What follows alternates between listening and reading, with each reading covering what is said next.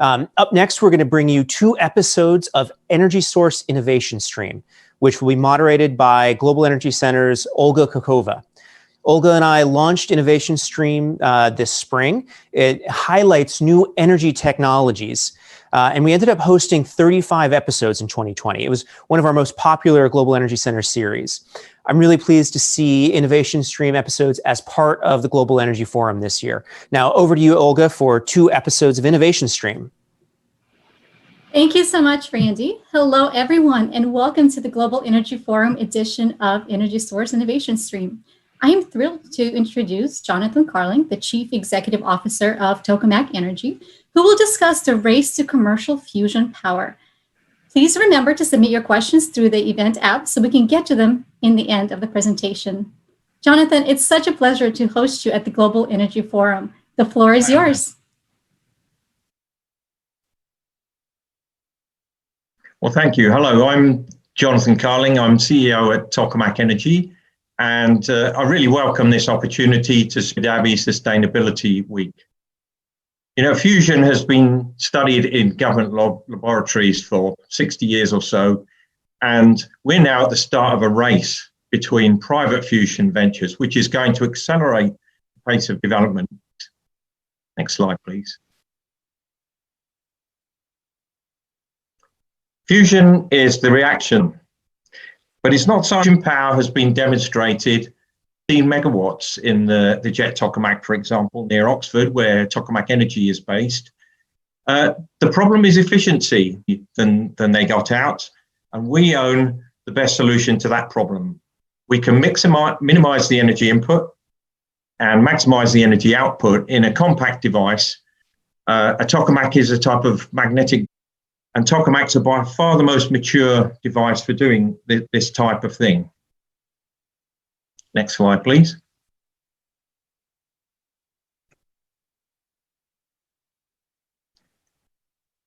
Okay, now fusion's got lots of desirable features that mean that despite all the technological challenges, it does have enormous promise and huge long-term value. It's clean, it's safe, and the fusion technology we're developing has many applications, not just energy. With our technology, fusion can become reliable, efficient, and economically attractive. So it ticks all the boxes for an ideal long-term energy solution for the world. And now we need to make, please. A fusion space race has started with many private companies getting involved. Some are still small, but 4 companies, including Tokamak Energy, have each raised over £200 million.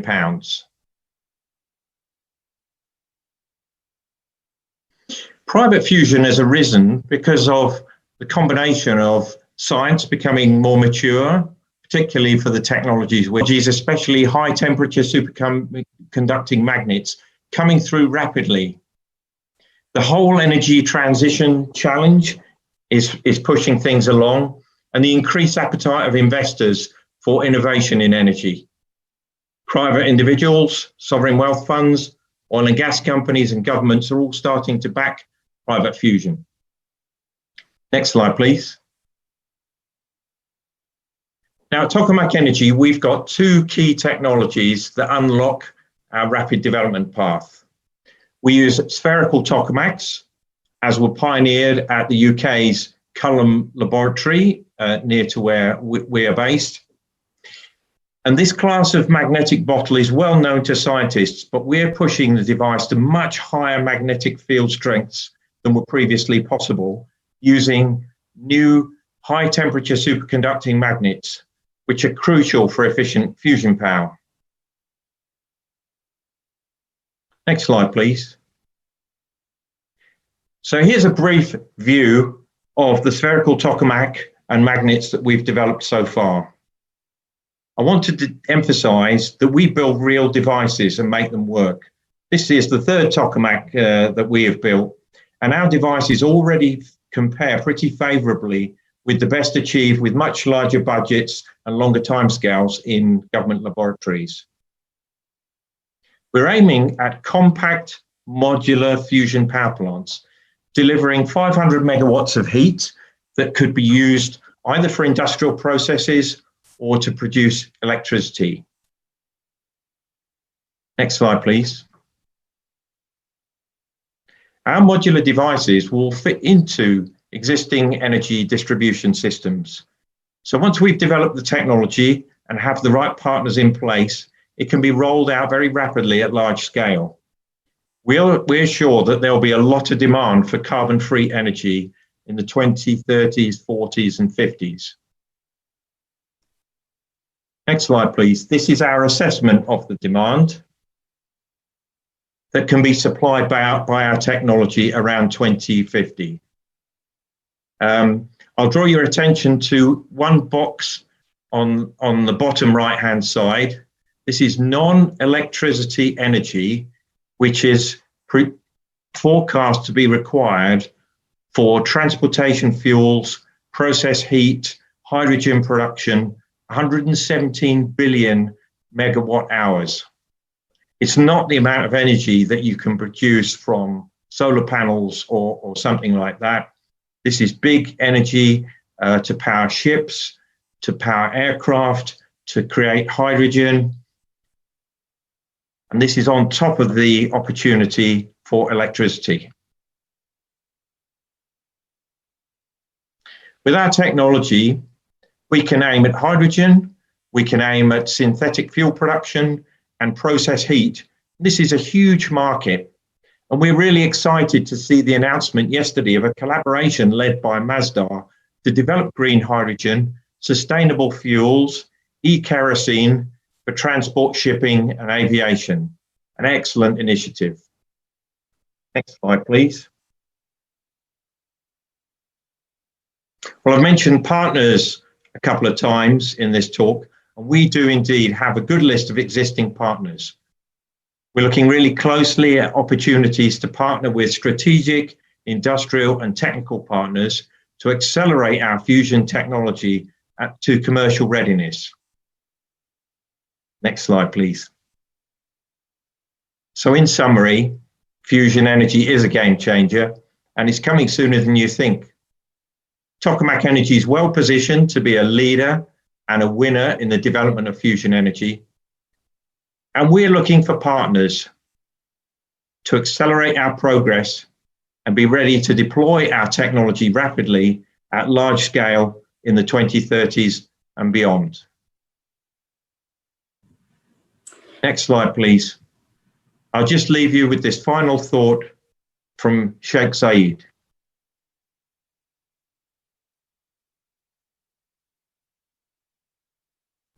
Thank you so much, Jonathan. That was excellent. Fantastic. I'd like to remind everyone that you can submit your questions through the app, but I will go ahead and start off with the first question, if that's all right. Jonathan, you mentioned that there's an increased interest from, and also confidence from the investors in terms of funding fusion technologies. Could you dive into the technological details that are different today that make that possible, especially, the technologies that your company is developing?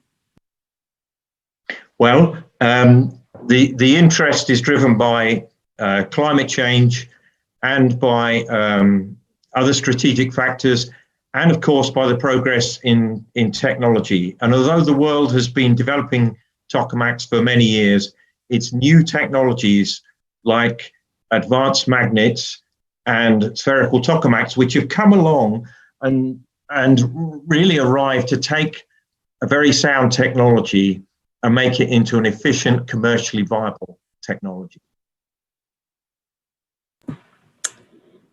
Thank you so much for answering that question.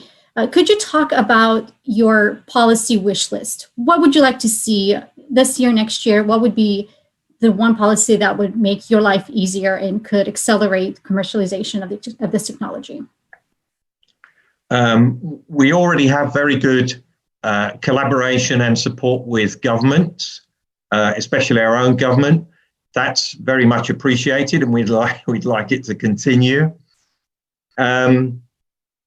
Fusion has a very good safety profile. It doesn't involve uranium or waste which will last 100,000 years or anything like that. So one thing that we're keen to see is that the safety regulations for fusion are appropriate, and that we don't just get given a nuclear badge and regulated in the same way as fission.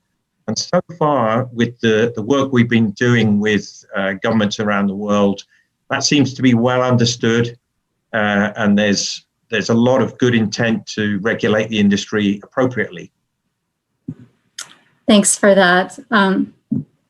I also want to dive into, you mentioned safety. I want to dive into international cooperation, and how is that going in terms of sharing of best practices?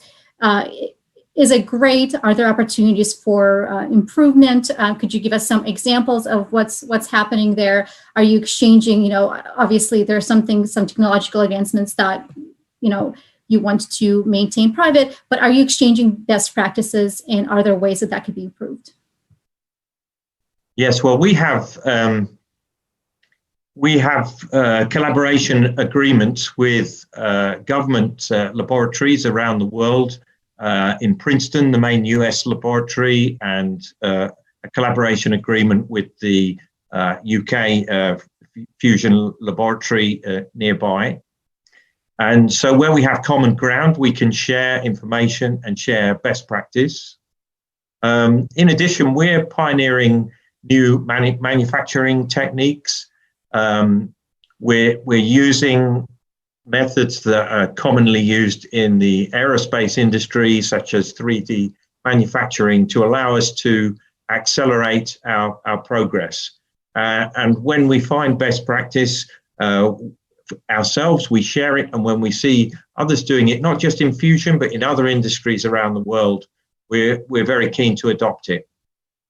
We believe in competition because it makes us try harder, but we also believe in collaboration because there are so many areas of common ground where we can help one another.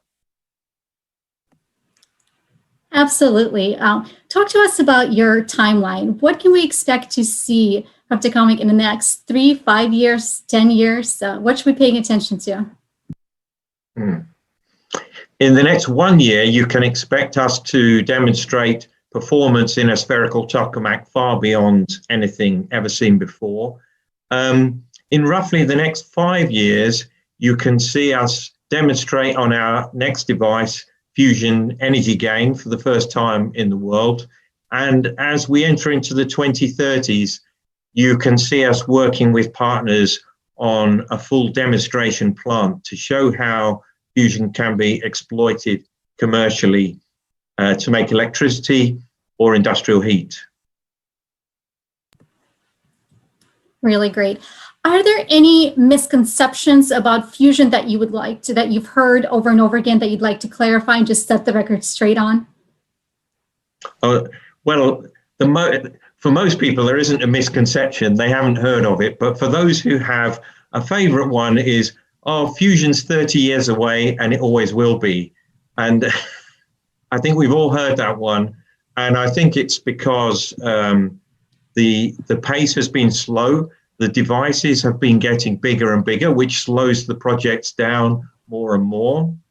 And one of the good things about our technology is it allows, because the magnetic field is much higher and the spherical shape is much more efficient, the devices are much smaller. We're not talking about giga projects, which are subject to massive delays.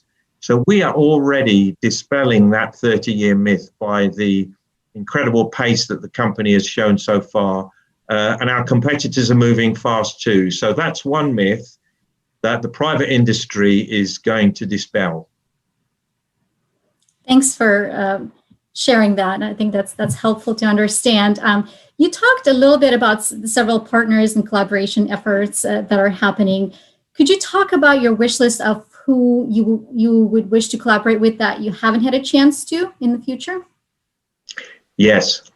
We're very interested in partnering with industrial companies who are interested in producing subsystems and components for our future fusion plants. We're interested in partnering with countries and companies with a strategic interest in future energy. How are we going to displace all this carbon fuel? What's really going to provide it? For this, we need industrial partners and technology partners in order to develop some of this stuff through to volume capability. So this is the kind of partner we're interested in talking to. Well, that was really great, Jonathan. And thank you all who participated and submitted your questions. For our next episode of Innovation Stream, I am pleased to welcome back